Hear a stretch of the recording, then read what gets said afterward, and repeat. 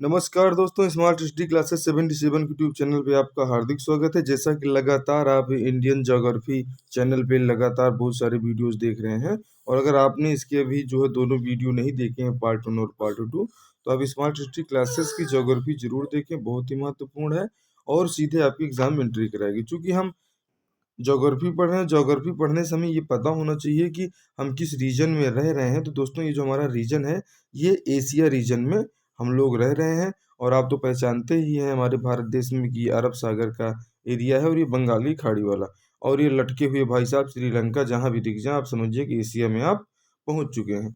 और यहीं एशिया से पैदल जाने वाला जो मार्ग था दोस्तों, यहाँ से ये यूरोप, ये टर्की, जो है ये सीधे फ्रांस, ब्रिटेन, यहाँ सीधे हम लोग पैदल जा सकते थे। लेकिन जब यहाँ पे मध्यकाल में ऑटमन साम्राज्य का कब्जा हो गया, और जब ऑटमन साम्राज्य का कब्जा हो जाता है तो पैदल आने जाने के मार्ग बंद हो जाते हैं। और पैदल आने जाने के मार्ग बंद होने के कारण से यूरोप से, चूंकि यहाँ पे यूनानी सभ्यता थी, यहाँ पे यूरोपियंस बहुत ही तेज तर्राक थे, तो इन लोग धीरे धीरे निकलते निकलते निकलते निकलते जब अमेरिको वेस्पूसी निकलता है तो इधर निकल के चला आता है दोस्तों। जिसके कारण से ये भारत की खोज निकला था, लेकिन ये नई दुनिया खोज डाला, और उसी नई दुनिया को अमेरिका कहा जाता है। फिर एक दूसरा आदमी निकलता है, वो यहाँ से चलते चलते यही किनारा पकड़े पकड़े पकड़े पकड़े सीधे यहाँ आके पहुँचता है। और जैसे अफ्रीका के इस नीचे वाले पार्ट में रहता है, यहाँ हमारे कुछ गुजरात के व्यापारी जो है यहाँ पे व्यापार के लिए आए हुए रहते हैं। तो इन्हीं के साथ ही ये अंग्रेज सीधे हमारे इस इंडिया में प्रवेश कर जाते हैं, और बाद में अपने इतिहास में लिखते हैं कि भारत की खोज वास्को डी गामा ने 1498 में की। जबकि ऐसा कुछ नहीं है। वास्को डी गामा ने मात्र जलीय रास्ते की खोज की, चूंकि इधर से आने जाने की इनकी हैकड़ी बंद कर दिया इन तुर्की के शासकों ने। आप जो कमाल पासा वाला रीजन देखेंगे इतिहास में, तो ये टर्की है, जहाँ से खिलाफत आंदोलन की शुरुआत होती है। चूंकि मुसलमानों में खलीफा के पद को एक महत्वपूर्ण माना जाता था, और एक खलीफा सम्मान का पद हुआ करता था, और मुस्लिम सभ्यता का प्रतीक हुआ करता था मोहम्मद साहब की मृत्यु के बाद। तो जब यहाँ पे कब्जा होता है, तो ये पूरा रीजन जो अंग्रेज हमारी सोने की चिड़िया का सत्यानाश करते हैं, वो इसी समुद्री रास्ते से आकर करते हैं। और फिर एक समय ऐसा आता है कि दुनिया भर का ये जो आप ये स्थलखंड उभरा हुआ देख रहे हैं, जिसको हम लोग पेंजिया कहते हैं, ये जितने भी टूटे हुए पार्ट हैं, अगर आप ये ऑस्ट्रेलिया का ये जो महाद्वीप दिख रहा है, इस पार्ट को आप ले आके इसी भारत के नीचे श्रीलंका में जोड़ो, तो अब सीधे ये ऑस्ट्रेलिया महाद्वीप इसी पार्ट से जुड़ जाएगा। ये जितने भी सातों महाद्वीप हैं, ये एक पेंजिया नामक वो हैं। और ये जो जलीय भाग था, इसी को पेंथालासा कहा जाता था। और ये जो स्थलखंड जब ये आपस में टूटे, तो ये जो दो भागों में टूट गए, और गोंडवाना लैंड में हम लोग आते हैं, इस एशिया रीजन में।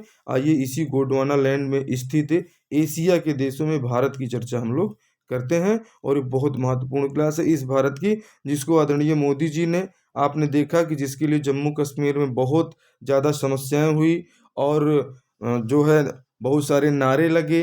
कन्हैया जैसे नेता पैदा हुए जेएनयू विश्वविद्यालय में, जिन्होंने भारत तेरे टुकड़े होंगे एक नहीं 1000। तो ऐसे लोगों को जो है भारत की जनता ने जवाब दिया।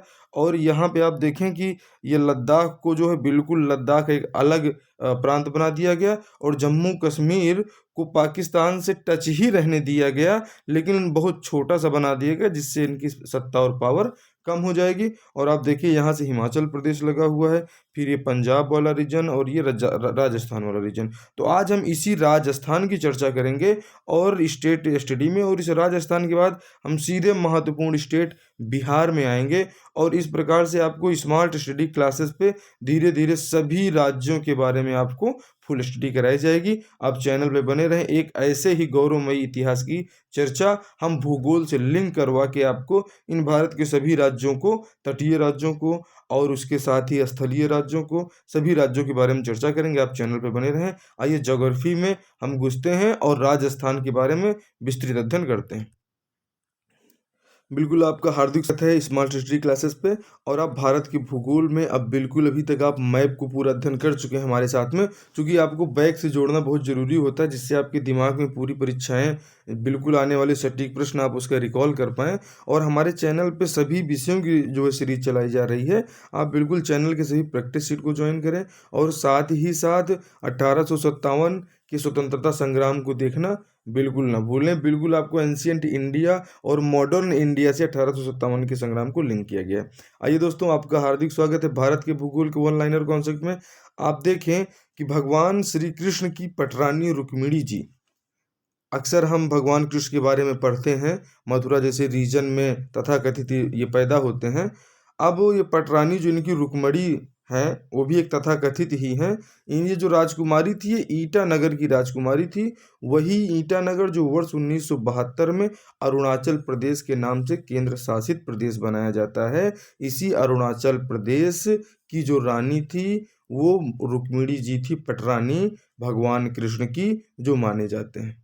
ठीक है दोस्तों, अब आप ये याद रखेंगे कि रुक्मिणी से आपको ये याद हो जाएगा कि ये ईटानगर की राजकुमारी थी और वर्ष 1972 में आपको देखें कि अरुणाचल प्रदेश नामक से एक केंद्र शासित प्रदेश बनाया जाता है। और ईटानगर ही राजधानी क्यों बनाई जाती है अरुणाचल प्रदेश की? तो इसीलिए बनाई जाती है कि भगवान कृष्ण से जुड़ा हुआ स्थान है और पहले का डेवलप एरिया है, इसलिए ईटानगर अरुणाचल प्रदेश की राजधानी बनता है केंद्र शासित प्रदेश के तर्ज पर 1972 में। बाद में ये पूर्ण राज्य का दर्जा इसको प्राप्त होता है। आप देखें कि 20 फरवरी 1987 को आप देखें कि अरुणाचल प्रदेश को पूर्ण राज्य का दर्जा दे दिया जाता है। कई बार एग्जाम में है कि अरुणाचल प्रदेश को पूर्ण राज्य का दर्जा कब मिला, तो अरुणाचल प्रदेश को पूर्ण राज्य का दर्जा 20 फरवरी 1987 में मिला और ये भारत का 24वां राज्य बना। और ये अरुणाचल प्रदेश चूँकि बहुत ही ज़्यादा जो है आतंकवादियों और वहाँ के नस्लवादियों से प्रभावित था, वहाँ का जो समूह था उस समूह का नाम था नॉर्थ ईस्टर्न फ्रंटियर एजेंसी, जिसको हम नेफा के नाम से जाने जाते हैं। जब तक ये भारत का भाग नहीं था तब तक इस एजेंसी का, इस जो है उग्रवादी संगठन का, नेफा का इस अरुणाचल प्रदेश पर कब्जा था जो है। और ये नेफा को आप याद रखिए, नेफा कई बार एग्जाम में पूछा जाता है। ये 1962 से पूर्व नेफा का पार्ट था हमारा अरुणाचल प्रदेश, जो रुक्मिणी जी का जो है जन्म स्थान है और भगवान कृष्ण की वो पटरानी थी। आप जानते हैं कि अरुणाचल प्रदेश की जो राजधानी है वो ईटानगर है और जो अरुणाचल प्रदेश की साक्षरता दर है वो 65.4% है 2011 की जनगणना के हिसाब से। अरुणाचल प्रदेश में उच्च न्यायालय नहीं है, वो जो है गुवाहाटी उच्च न्यायालय के क्षेत्राधिकार में अरुणाचल प्रदेश पूरा आता है। आप यहाँ पे देखिए कि अरुणाचल प्रदेश में एक सदनीय विधानमंडल है, मतलब यहाँ पे विधान परिषद नहीं है। यहाँ की जो विधानसभा सदस्यों की संख्या वो 60 है और लोकसभा की मात्र 2 सीटें हैं। और आप देखें कि राज्यसभा की मात्र 1 सीट है। अगर आपने अभी तक चैनल को सब्सक्राइब नहीं किया है दोस्तों, तो आप चैनल को सब्सक्राइब करें और स्मार्ट स्टडी क्लासेस की वीडियो वन लाइनर कॉन्सेप्ट पे आप लगातार बने रहें, ये आपके लिए बहुत ही महत्वपूर्ण है।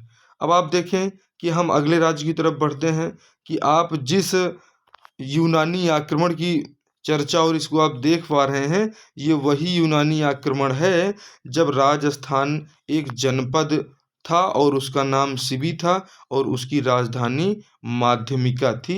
ये आपको राजस्थान के बारे में एक नई जानकारी मिल रही कि हमारे जब यहाँ यूनानियों ने आक्रमण किया तो ये उन यूनानियों के अभिलेख में ये पाया गया है कि यूनानी आक्रमण के दौरान राजस्थान के एक जनपद सिबी था और उस सिबी का नाम क्या था, वो सिबी था और वो सिबी माध्यमिका उसकी राजधानी मानी गई थी। जयपुर को एंशियंट इंडिया में बैराट कहा जाता था। आज जो राजस्थान है, ये यहाँ का जयपुर है, इसको बैराट कहा जाता था। और इस बैराट नामक स्थान से महाराज अशोक के शिलालेख पाए गए हैं। ये एग्जाम में पूछा जाता है कि जयपुर के किस स्थान से शिलालेख प्राप्त हुए थे, तो ये महाराज अशोक के जो शिलालेख मिले हैं वो बैराट नामक स्थान से मिले जो जयपुर के अंदर पड़ता है। आप जानते हैं कि मेवाड़ के सिसोदिया वंश, ये वही सिसोदिया वंश है जिस वंश के राणा सांगा हैं और महाराणा प्रताप हैं। तो ये सिसोदिया वंश जो है मेवाड़ का है और मेवाड़ रीजन वहीं पड़ता है। ये राजस्थान में जो यूनानी आक्रमण के समय जो है माध्यमिका इसकी राजधानी हुआ करती थी एंशियंट इंडिया में। और आप देखते हैं कि वही सिसोदिया वंश है जिस सिसोदिया वंश में महाराणा और राणा सांगा जैसे वीर योद्धा पैदा होते हैं, लेकिन भारत में अंग्रेजों के प्रभुत्व को नहीं बचा पाते। चूंकि ये जितने भी सिसोदिया वंश के या कि अन्य भारतीय तोता राजा हैं, जो अंग्रेजों के सब तोता राजा हुआ करते थे, पपेट नवाब इनको लॉर्ड डलहौजी बोला करता था। तो ये वही हैं, इनके अंदर क्षमता कुछ नहीं थी, फूट डालो और रमे, ये सभी जो है तथाकथित ठाकुर राजा सब बर्बाद थे। राजस्थान 1 नवंबर 1956 से आधुनिक राज्य बना, जो क्षेत्रफल की दृष्टि से भारत का सबसे बड़ा राज्य है।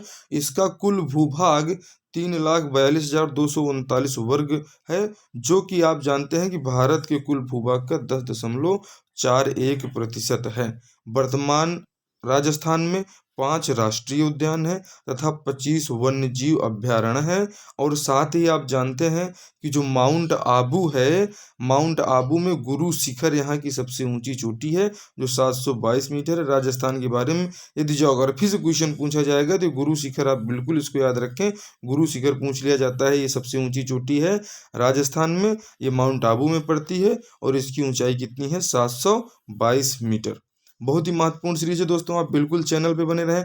और राजस्थान के बारे में देखें कि राजस्थान में जो विधानसभा की सीट है, राजस्थान विधानसभा की 200 सीटें हैं और लोकसभा की 25 सीट है और राज्यसभा की 10 सीटें हैं। आप इसको वन लाइनर फैक्ट के रूप में याद रखें। और अक्सर एक आ जाता है कि जयपुर के संस्थापक कौन थे, तो सवाई जय सिंह जो थे, यही जयपुर के संस्थापक थे। और ये वही जो है जयपुर के संस्थापक हैं जहाँ पे सिसोदिया वंश में महाराणा और जो है राणा सांगा जैसे या राणा प्रताप जैसे लोग पैदा होने वाले हैं। अब देखें पूर्व का पेरिस किसे कहा जाता है, एग्जाम में पूछा जाता है। तो पूर्व का पेरिस जो कहा जाता है दोस्तों, वो जयपुर को कहा जाता है। और जो पूर्व का वेनिस है, वो उदयपुर को कहा जाता है। ये इंडिया लेवल के क्वेश्चन आप बिल्कुल इनको याद रखें, जो राजस्थान से रिलेटिव है, इनके बारे में पूछ लिए जाते हैं। हम सभी जानते हैं कि राजस्थान का जो गौरव है किसे कहा जाता है, तो चित्तौड़गढ़ को कहा जाता है। और गौरव ही ये गौरव क्यों है, क्योंकि यहीं पे सिसोदिया वंश के महाराणा प्रताप ने अपने सारे प्रक्रम जीवन काल के किए। और यहाँ पे एक देखते हैं कि एक थर्मोपोली, राजस्थान का थर्मोपोली क्यों कहा, क्योंकि थर्मोपोली ये यूरोपीय घटना है और उस यूरोपीय घटना को लिंक किया जाता है हमारे हल्दी घाटी के युद्ध से। तो इसी हल्दी घाटी नामक स्थान को जो 1776 में हुआ था, इसी को थर्मोपोली कहा जाता है, यही है हल्दी घाटी। ठीक है, तो राजस्थान का थर्मोपोली किसे कहा जाता है? हल्दी घाटी। थर्मोपोली जब हम विश्व का इतिहास पढ़ेंगे तो उसमें इस घटना का विस्तृत जो है अध्ययन आपके साथ किया जाएगा। अब हम आते हैं सीधे मामा की नगरी मध्य प्रदेश में, जो शिवराज सिंह चौहान की नगरी है, जो लगातार सीएम बने हैं और 1 साल कांग्रेस किसी प्रकार यहाँ रही, उसके बाद वो भी जो है हट जाती है और फिर से यहाँ पे भाजपा की सरकार बन जाती है। तो इस मध्य प्रदेश की स्थापना, जो पहले यूनाइटेड प्रोविंसेस ऑफ बरार के नाम से जाना जाता था, इसकी जो है 1956 में एक राज्य के रूप में, वर्तमान राज्य के रूप में इसकी स्थापना होती है। और इसकी राजधानी क्या बनाई जाती है? भोपाल बनाई जाती है। और यही मध्य प्रदेश बहुत ही महत्वपूर्ण है। आप सोयाबीन्स के बारे में भी इसके बारे में जानेंगे। मध्य प्रदेश से ही जो है कितने राज्य पृथक हुई, उसके बारे में भी आप चर्चा की जाएगी। यहीं पे आप देखें कि मंदसौर पड़ता है, तो ये पूरे इंडिया में जो सबसे ज़्यादा अफीम का उत्पादन होता है, ये मध्य प्रदेश के मंदसौर जिले में होता है। और आप जानते हैं हीरा पन्ना मूवी आप देखे होंगे, तो वो जो हीरा पन्ना मूवी का कॉन्सेप्ट आया था, वो इसी मध्य प्रदेश में एक खान है, जो है जो हीरा खनन की खान है, पन्ना रीजन में पड़ती है। और वो उसी पे एक आपकी हीरा पन्ना मूवी की बनी हुई है, वो उसी मध्य प्रदेश का रिलेशन है। और हीरा कहाँ मिलता है? तो पन्ना में मिलता है। ये पन्ना कहाँ है? तो मध्य प्रदेश में है, ये अक्सर एग्जाम में आता है। और तानसेन के बारे में तो सभी जानते हैं, कितने जो है संगीतज्ञ थे ये। तो तानसेन समारोह जो होता है हम सभी जानते हैं ग्वालियर में होता है। और ये तानसेन समारोह के बारे में अक्सर एग्जाम में पूछ लिया जाता है, इसका आयोजन कहाँ होगा? तो ग्वालियर होगा। ग्वालियर कहाँ पड़ेगा? तो ग्वालियर अब मामा की नगरी मध्य प्रदेश में पड़ेगा। आप देखें कि भारत का इथोपिया किसे कहा जाता है। अब चूंकि विश्व इतिहास अगर आपने स्मार्ट स्टडी क्लासेस पे देखा है, तो आप बिल्कुल जाके देखें, और नहीं देखे हैं तो चैनल को सब्सक्राइब करें। सारे प्लेलिस्ट में आपको चैनल पे वीडियोस मिल जाएंगे। भारत का इथोपिया मध्य प्रदेश को कहा जाता है। अब आप इसको बिल्कुल भूलना नहीं है, क्योंकि बहुत ही महत्वपूर्ण है और वन लाइनर फैक्ट्स के रूप में एग्जाम में ये सब पूछ लिए जाते हैं, तो इनको अब आप नहीं भूलेंगे दोस्तों। आइए देखते हैं आगे कि महाकाल की नगरी कौन सी है, तो यही मध्य प्रदेश है। सोयाबीन के उत्पादन में भारत में प्रथम स्थान है इसका, इसी मामा की नगरी मध्य प्रदेश का। और वर्तमान में जो हीरे का उत्पादन होता है दोस्तों, वही पन्ना में होता है और मात्र उत्तर प्रदेश, वो मध्य प्रदेश में होता है, माफ कीजिएगा, मात्र मध्य प्रदेश में होता है। और बघेलखंड आप देखें सोन तथा महानदी के बीच जल विभाजक का कार्य करता है। अब बघेलखंड किसी का नाम नहीं है दोस्तों, ये जो बघेलखंड का पठार है, ये जो पठार है, अब पठार है तो थोड़ा सा ऊंचा रीजन होगा, और ऊंचा रीजन होगा तो दोनों किनारे से कुछ न कुछ पानी बहने के लिए, इसी पठार का ही पानी बहने के लिए किसी न किसी रास्ते की आवश्यकता होती है। तो प्रकृति ने यहाँ पे दो नदियाँ बना दी, और वो दोनों नदियाँ हैं, प्रकृति ने क्या बनाया, जब पानी ज़्यादा हुआ तो यहाँ पे नदी तो बनेगी ही, क्योंकि पठारी रीजन है। और जब बारिश के पानी यहाँ से बाहर निकलेंगे तो कहाँ से निकलेंगे, एक दाहिनी तरफ से महानदी से निकल जाएंगे और बाईं तरफ में सोन नदी से निकल जाएंगे, और इसी सोन नदी और महानदी के मध्य में बघेलखंड का पठार पड़ता है, जो आप ज्योग्राफी वाले आप स्पेशल स्टेट स्टडी मैप में आप देख चुके हैं। आप देखें कि इसके आगे हम आगे बढ़ते हैं कि सतपुड़ा रेंज बार बार एग्जाम में आता है। तो ये सतपुड़ा जो श्रेणी है दोस्तों, ये सतपुड़ा पर्वत श्रेणी, ये नर्मदा और गोदावरी नदी के मध्य जल विभाजक का कार्य करती है। मतलब अगर आप देखें जो नर्मदा नदी और गोदावरी नदी है, अगर ये सतपुड़ा श्रेणी नहीं होती, ये पर्वत श्रेणी नहीं होती, जो बिल्कुल हमारी प्लेट्स के आपस में टकराव चुकी, इसीलिए वलित पर्वत कहा जाता है हिमालय को।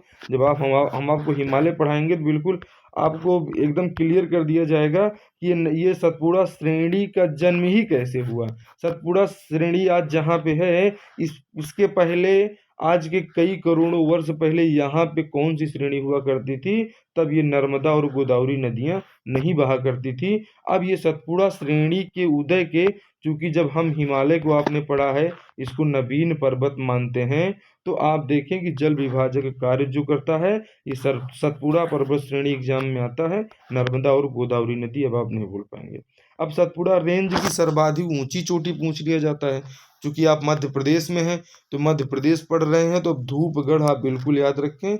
ये धूपगढ़ है जो 1350 मीटर है। इससे पहले अभी आपने गुरु शिखर पढ़ा राजस्थान में, जो 1722 मीटर थी। इसको बिल्कुल याद रखना। दोनों ये सभी चोटियों की लंबाई क्रमशः पूछ ली जाती है, तो आपको लंबाई है 1350 मध्य प्रदेश और 722 आपको राजस्थान याद रखना है, उसको गुरु शिखर, और इसको धूपगढ़ यहाँ की सबसे ऊंची चोटी है, जो महादेव श्रेणी में स्थित है। महादेव श्रेणी इसी सतपुड़ा रेंज का पार्ट है।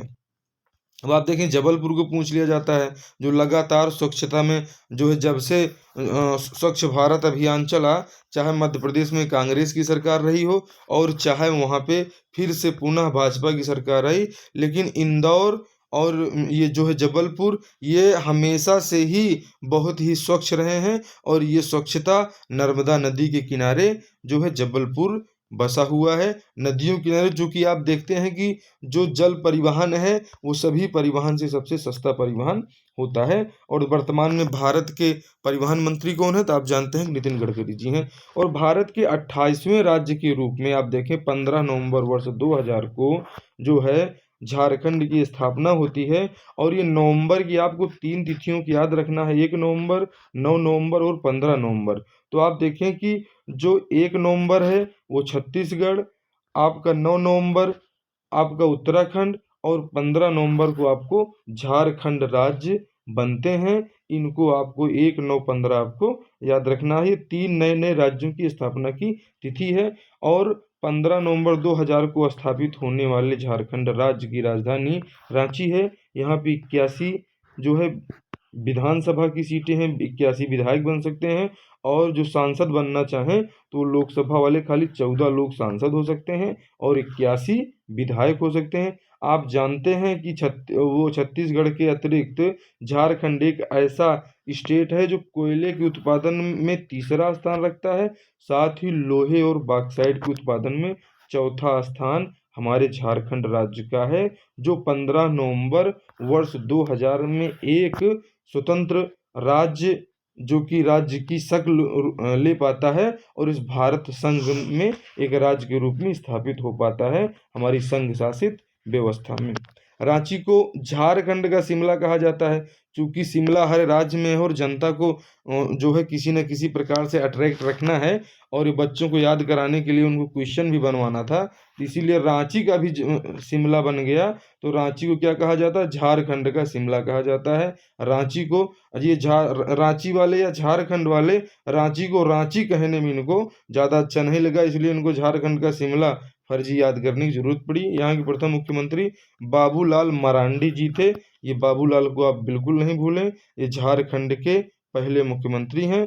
और जो यहाँ के राज्यपाल थे प्रभात कुमार, ये पहले राज्यपाल वहाँ के थे। यहाँ पर भी एक सदनीय विधानमंडल है। अब आप एक सदनीय और द्विसदनीय विधानमंडल के बारे में जान लें कि एक सदनीय विधानमंडल से तात्पर्य ये है कि वहाँ पे खाली विधायक होंगे, विधान परिषद नहीं होगी। और जब द्विसदनीय विधानमंडल होता है तो वहाँ पे एक विधान परिषद होती है और एक विधानसभा होती है। तो विधानसभा में डायरेक्ट जनता चुनती है और विधान परिषद में अप्रत्यक्ष चुनाव करके, जैसे राज्यसभा और लोकसभा का कॉन्सेप्ट है संसद के लिए, उसी प्रकार से राज्यों के लिए कॉन्सेप्ट द्विसदनीय और एक सदनीय विधानमंडल या विधान परिषद का है। और पूरे देश का ये वही झारखंड है जहाँ पे पूरे देश का 40% खनिज यहाँ पे पाया जाता है दोस्तों। और झारखंड चूंकि आप जानते हैं बिहार से अलग किया गया, और ये बिहार का वही रीजन है जहाँ पे खनिज भंडार पूरी इंडिया के यहाँ पाए जाते हैं, जो कभी बिहार का रीजन एकदम बिहार का पार्ट हुआ करता था। आइए हम आगे बढ़ते हैं।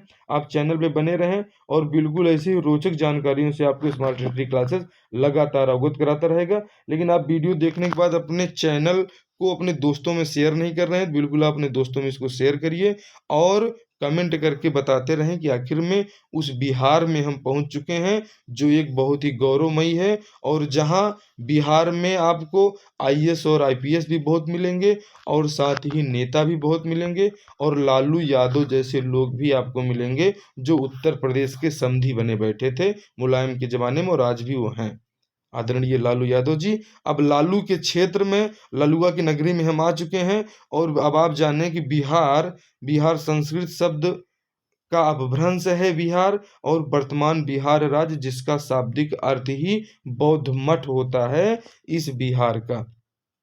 आप एक बिहार संस्कृत में पढ़ते हैं जिसमें वो बिहार है, और वर्तमान बिहार जिसका शाब्दिक अर्थ बौद्ध मठ है। आप इसको याद रखें, चूंकि बौद्ध वहाँ जो शाक्य कुल आप इसको पढ़ेंगे, आप हमारे एंशियंट वाले पार्ट को देखें इंडिया में, उसमें आप देखेंगे प्रागैतिहासिक काल के पाषाण युग में मनुष्य यहाँ निवास करता था, जिसके साक्ष्य छपरा में मिले हैं। छपरा का चिरांद वो जगह है जहाँ पे प्रागैतिहासिक काल में भी लोग रहते थे। आज लोग कहते हैं बिहार के लोग पूरे भारत में या सारी दुनिया में मिलेंगे, तो अरे लोगों ये आप जानो कि बिहार एक ऐसा है जहाँ प्रागैतिहासिक काल में, जहाँ तुम्हारे आजा परपाजा की जो है कर्मस्थली कभी नहीं रही है। बिहार एक ऐसा जो है शानदार और गरिमामयी स्टेट है जहाँ पे चिरांद में साक्ष्य मिले थे प्रागैतिहासिक काल में। इसका तो आप अगर इसको जोड़ के बता दें कितने साल होता है, उसको आप कमेंट करके बताएं अगर आप पढ़ाई कर रहे हैं। ऐसे बिहार को, बिहार के लोगों को जिन लोग डेमोरलाइज करते हैं, महाराष्ट्र वाले भगाते हैं, फूटो और डालो की राजनीति करते हैं, तो इन मराठियों को समझना चाहिए कि बिहार वो रीजन है जो पूरी दुनिया में विख्यात रहा है। और विक्रमशिला विश्वविद्यालय बिहार के भागलपुर जिले में स्थित था, जो विश्वविद्यालय और जो ज्योतिबा फूले वर्तमान भारत में आपके महाराष्ट्र में पैदा होते हैं, वो हमारा बिहार, जहाँ पे विक्रमशिला विश्वविद्यालय आज नहीं एंशिएंट इंडिया का पार्ट है। इसलिए भारत के एकीकरण की तरफ आप आगे बढ़ें और स्टेट वाइज वहाँ की पॉलिटिक्स को उल्टा सीधा करने के लिए किसी भी स्टेट के लोगों का अनादर अगर कोई भी स्टेट करता है तो ये बिल्कुल गलत है। आप देश की गरिमा को बढ़ाएं, ना कि स्टेट की गरिमा को बढ़ाएं। आप देखें, आगे हम बढ़ते हैं कि ये बहुत ही महत्वपूर्ण क्लास की बौद्ध काल जब आप पढ़ते हैं, जो बौद्ध धर्म हमारे पूरे देश में प्रचलित है, उसमें जो 16 महाजनपद थे उस समय वज्जी, अंग और मगध ये वर्तमान राज्य बिहार में ही स्थित थे, वो आपके किसी भी अदर स्टेट में स्थित नहीं थे। और इस महाजनपद के पूर्व विश्व का जो पहला लिच्छवी गणतंत्र है, जिस गणतंत्र में बांधने के लिए आपको अंग्रेजों से छुड़ाने की इतनी आज़ादी तथा कथित महात्मा गांधी को भी लड़नी पड़ी, चूंकि भारत आज़ाद हुआ वर्ष 1945 द्वितीय विश्व युद्ध और प्रथम विश्व युद्ध के इफेक्ट के कारण, जिससे अंग्रेजों की हालत पतली हो गई थी और उसको ये उपनिवेश खाली करना था। लेकिन उसके लिए हम श्रेय दे देते हैं, दे दी हमें आज़ादी खड़ग बिना ढाल, जो अपने दूसरे गाल को भी तमाचे के रूप में देते हैं, जो बिल्कुल तिलक के, और सरदार वल्लभ भाई पटेल। और साथ ही आप देखें कि पाटलिपुत्र की जो स्थापना है वो उदयन ने की थी। और ये उदयन, यहाँ पे आप देखें कि पहला गणतंत्र, जो लोग कहते हैं दुनिया का कौन सा सबसे पहला गणतंत्र है, तो हम देखते हैं कि अमेरिका में सबसे पहले, वर्तमान ये जो आप अभी आधुनिक भारत देख रहे हैं, आधुनिक विश्व देखिए, तो आधुनिक विश्व से पहले हमारे दुनिया भर में पूरे विश्व में अगर कोई पहला गणतंत्र स्थापित हुआ था, तो अब आप अमेरिका को भूल जाइए, हमारे बिहार में लिच्छवी था है, और यहाँ पे पहला गणतंत्र स्थापित हो चुका था। लेकिन इन छोटे दूर दूर के धोल सुहावने वाले के कारण हम अमेरिका को पहला गणतंत्र पढ़ते हैं, जबकि पहला गणतंत्र अमेरिका नहीं, हमारा लिच्छवी साम्राज्य है जो हमारे बिहार में था। आप देखिए हर्यक वंश का पहला प्रतापी शासक कौन था? ये बिंबिसार था। और इसी बिंबिसार ने मगध को एक प्रतिष्ठित स्थान दिलाया, जिसके बारे में आप मगध की चर्चा कर पा रहे हैं। ये वही मगध है जो 16 महाजनपद काल में जो है एक महाजनपद हुआ करता था, जिसका नाम मगध है। और यहाँ के पहले हर्यक वंश के शासक प्रतापी बिंबिसार थे। आप आगे देखें कि 1916 में पटना में उच्च न्यायालय की स्थापना की जाती है। आज से 105 साल पहले ही वहाँ पे उच्च न्यायालय की स्थापना बिहार में हो जाती है, क्योंकि 1773 में जब रेगुलेटिंग एक्ट लाते हैं, मतलब भारत को चलाना कैसे है, रेगुलेट कैसे करना है, तो उसी में ये उच्च न्यायालय की स्थापना वर्ष 1916 में हो जाती है। और आप यहीं बताएं जो है कि 1917 में पटना विश्वविद्यालय की स्थापना हो जाती है। और बिहार दिवस मनाया जाता है 22 मार्च को। 22 मार्च को एक बहुत ही महत्वपूर्ण दिवस मनाया जाता है, आप उसको कमेंट में हमको बताएंगे। और लोकसभा की बिहार में हमारे 40 सीटें हैं, 40 सांसद यहाँ बन सकते हैं, और राज्यसभा से 16 सांसद। आप देखें कि टोटल 56 सांसद यहाँ पे चयनित किए जा सकते हैं, होते हैं। विधानसभा की 243 है, ठीक है दोस्तों। 143 तो आपने बहुत याद किया होगा, तब आप 243 याद कर लीजिए। चूंकि अब आप एग्जाम देने जा रहे हैं तो आप 243 में आ जाइए। और पटना तो आप जानते हैं कि हमारे भगीरथ के किनारे स्थित है, भगीरथ मतलब गंगा नदी के किनारे पटना हमारा स्थित है। आगे बढ़ते हैं। बोध गया, अब ये वही है जहाँ पे इनको ज्ञान की प्राप्ति होती है, चूंकि ये जो है गौतम बुद्ध हैं, और गौतम बुद्ध के पहले ये एक क्षत्रिय कुल से आए हुए रूठे हुए हिंदू हैं, जो कि वैदिक सभ्यता इनके समझ में नहीं आई, और ब्राह्मणों के कर्मकांड का विरोध ये गौतम बुद्ध जी ने किया। और इनको गौतम बुद्ध जी, जो एक शाक्य कुल क्षत्रिय होते हुए एक नए धर्म की स्थापना करते हैं, जिसको बौद्ध धर्म कहा जाता है। और ये बौद्ध धर्म से ज़्यादा, ये वैदिक धर्म से ज़्यादा कर्मकांड पैदा करते हैं, क्योंकि ये रूठे हुए ठाकुर थे ब्राह्मणों से, जिन्होंने एक नए धर्म की स्थापना की। ये वही गौतम बुद्ध हैं, जिनको पीपल वृक्ष के नीचे इनको ज्ञान प्राप्त होता है, उसी को बोधि वृक्ष कहा गया। मतलब इनको बोध हुआ, इनको अपनी ठाकुरत्व से हट के ये एक धर्म की तरफ बढ़े, जो है वैदिक धर्म के विरोध में ये अपने धर्म की एक स्थापना करते हैं। चूंकि बहुत अमीर ही व्यक्ति हैं, बहुत ही संपन्न व्यक्ति हैं, इनको वैदिक कर्मकांडों से घृणा हो जाती है, तब ये अपने हिसाब से नया कर्मकांड चलाना चालू करते हैं, जिसको बौद्ध धर्म कहा गया है। और ये वही बिहार है जहाँ वैशाली में ये जैन धर्म को पैदा करने वाले ठाकुर साहब महावीर का जन्म हुआ। तो ये महावीर कहाँ है? इन्होंने जैन धर्म चलाया हिंदू धर्म के वैदिक कर्मकांडों के विरोध में। और ये वही बिहार है जहाँ से गौतम बुद्ध ने बौद्ध धर्म, इनको ज्ञान प्राप्त होता है। और आज पूरा चाइना और ये आपका पूरा जो है जापान, ये सब बौद्धिस्ट बने हुए बैठे हैं। आप देखें कि ये वही ह्वेनसांग है जो नालंदा विश्वविद्यालय में आके आराम करते हैं कुछ दिवस, और यहाँ पे उन्होंने भारत के बारे में तत्समय अपनी यात्रा वृत्तांत सीयूकी में उन्होंने लिखा है। उनकी यात्रा वृत्तांत का नाम है सीयूकी। क्योंकि जब सी चिनफिंग यहाँ के राष्ट्रपति को याद रखते हैं, तो जैसे चिनफिंग उल्टा सीधा नाम है, वैसे सीयूकी भी इनकी किताब का नाम है, क्योंकि इनका नाम ही ह्वेनसांग है। ठीक है दोस्तों, आगे देखते हैं।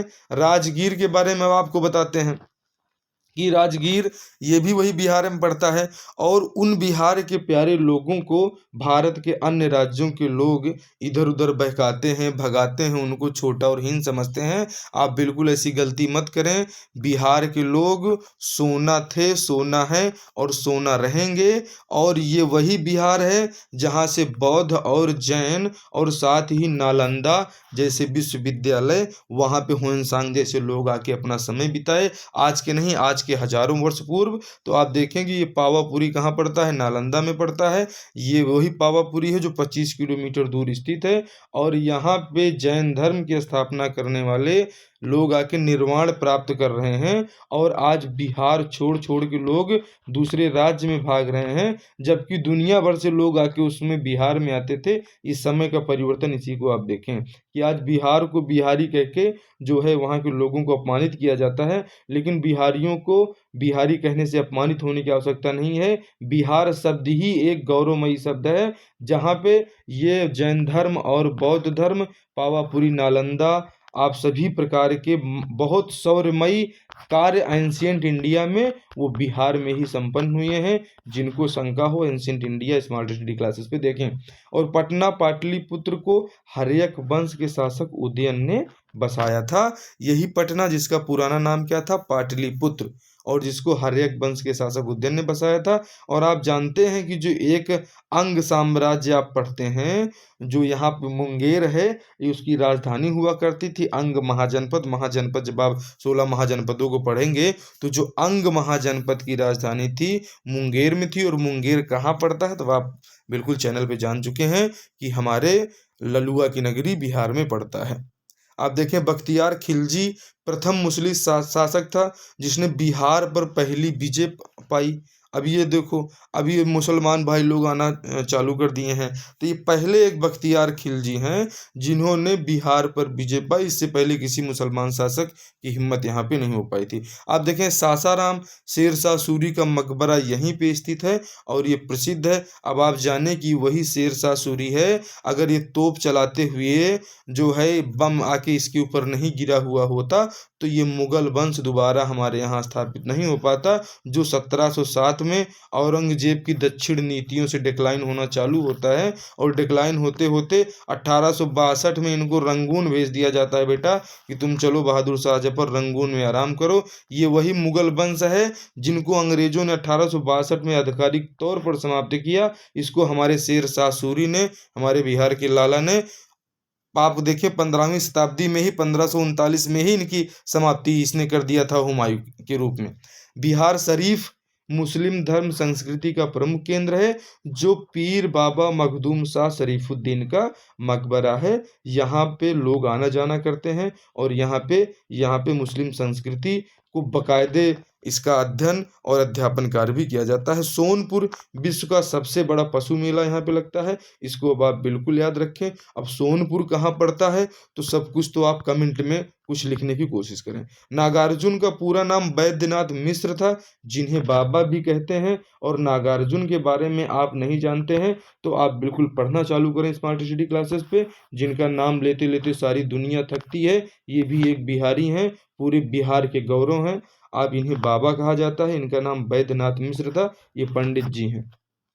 आप देखें, लोकनायक जयप्रकाश नारायण, ये भी बिहारी बाबू। डॉक्टर राजेंद्र प्रसाद, ये भी बिहारी बाबू। बिहार केसरी भी डॉक्टर राजेंद्र प्रसाद को कहा जाता है। और डॉक्टर श्री कृष्ण सिंह, आप इनको भी जाने कि डॉक्टर श्री कृष्ण सिंह जी को बिहार केसरी कहा जाता है। और ये जगजीवन राम को बाबू जी कहा जाता है। ये सब बिहार के नायक हैं, बिहार की जो है गौरवमयी इतिहास को बिल्कुल सुशोभित करने वाले लोग हैं। और बिहार में चूँकि रेशम हमारे यहाँ बहुत ही एंशियंट, हमारा ये प्रमुख ट्रेड हुआ करता था एंशियंट इंडिया में। और आज भी जो है सबसे ज़्यादा जो कृषि से हम लोग व्यापार करते हैं तो उस व्यापार में रेशम भी आता है। और टसर और इरी ये रेशम की दो क्वालिटियां हैं जो बिहार में पाई जाती हैं। तो ये जो भागलपुर और गया वाला रीजन है इसमें टसर नाम का रेशम ज़्यादा पाया जाता है। और जो उत्तरी बिहार गंडक नदी वाला क्षेत्र पड़ेगा यहाँ पे इरी क्वालिटी का रेशम पाया जाता है। अक्सर रेशम के दोनों क्वालिटियों के बारे में आपसे पूछ लिया जाता है। इस तरह की वीआईपी वीडियोस और सभी राज्यों के आपको बिल्कुल स्टेट स्टडी आपको चैनल पे मिलेंगे। आप चैनल को सब्सक्राइब करें, लाइक करें और अपने दोस्तों में शेयर करें। और बहुत ही जल्द सभी राज्यों का अध्ययन आप हमारे स्मार्ट स्टडी क्लासेस चैनल पे कर पाएंगे। आप इतनी देर तक चैनल पे बने रहे इसके लिए आपका बहुत बहुत आभार। जय हिंद, जय भारत।